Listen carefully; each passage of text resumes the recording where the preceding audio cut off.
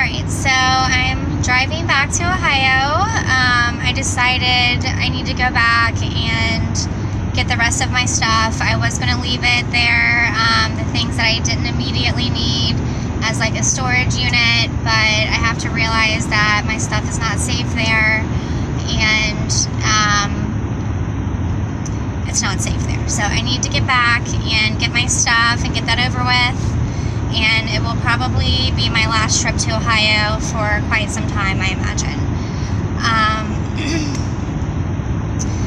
So with that being said, I've been dealing with a lot of stupid drama that's about to be over with once I get my stuff back, as far as Ohio and the house and things being stolen and all of that is concerned.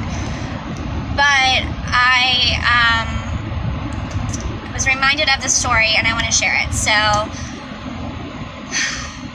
last year, when all of this shit hit the fan in my life, and my attorney Blaine Jones told me to lay low while he works it out for me, so that I didn't have to go to jail, and then turns out police are looking for me during this time and all of this stuff. So I wasn't able to go back to my house, and I needed to.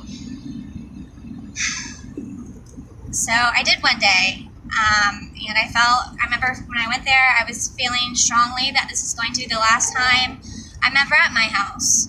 I did go back one other time, and that was the last time I was there. I was arrested 5 minutes later. So anyways, I parked at the church, which is like 3 or 4 acres over, and I would run through my neighbor's yard into my yard, like through the woods, down the hill, into my house, through the back, and I went in there and I decided I need to get all of the things that are most important to me in case I'm never back here again. So I started running up the stairs, loading stuff, bringing it all down into my kitchen.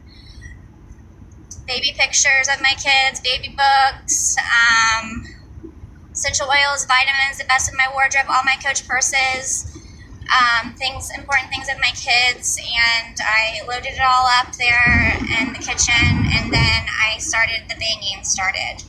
So front door, back door, bam, bam, bam, bam, bam, bam, bam, like as loud as possible. And I've already had some incidents with people banging on my door before. I was in my house a couple weeks prior to that, or maybe a week prior. It was late, Saturday night, and I had someone bang really hard on my front door, scared the shit out of me. I was in there sneaking around.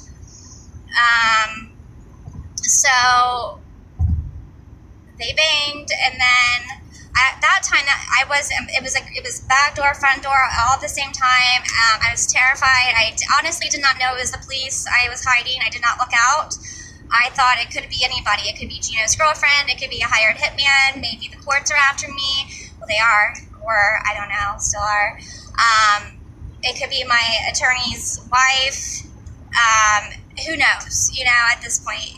And I remember Joe was in town, and I was going to see him, and I called him. I'm like, they're banging. He's like, just sit tight, Well, then finally the banging stops, and then I started running all of my stuff up the hill, through the woods, to the church parking lot, back and forth by myself, just adding to the stress, adding to me being fucking a bag of bones.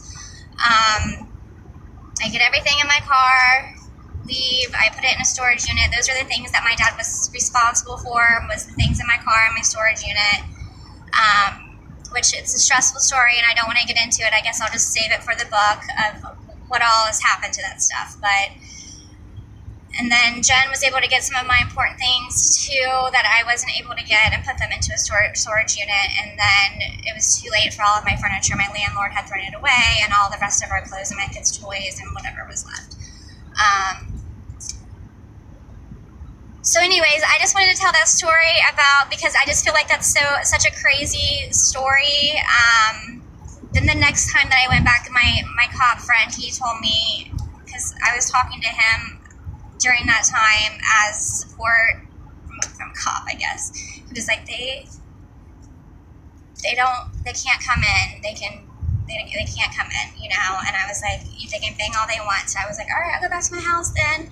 They can fucking bang all they want. I'm not not answer. I'm going to go take a shower.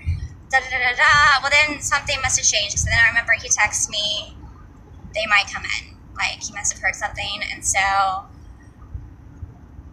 they did. So then the next time I went back there, I was out of my mind. I had been driving for 3 weeks, no food, no help, lost my kids, all these insane charges come out.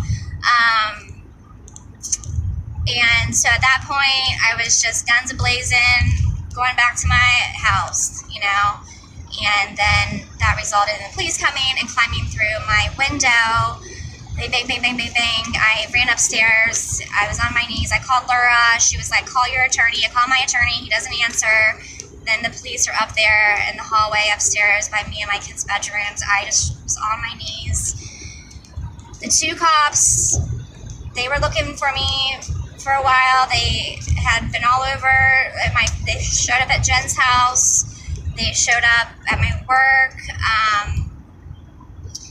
And they ended up being pretty cool, actually, and they were like, well, oh my God, like, you need help, like, we thought you were, like, some entitled person who doesn't think they need to follow the law, but you really need help, you're in need of serious help, and blah, blah, blah, and, like, I ended up seeing the one cop in jail. He's, like, so tall, and he was, like,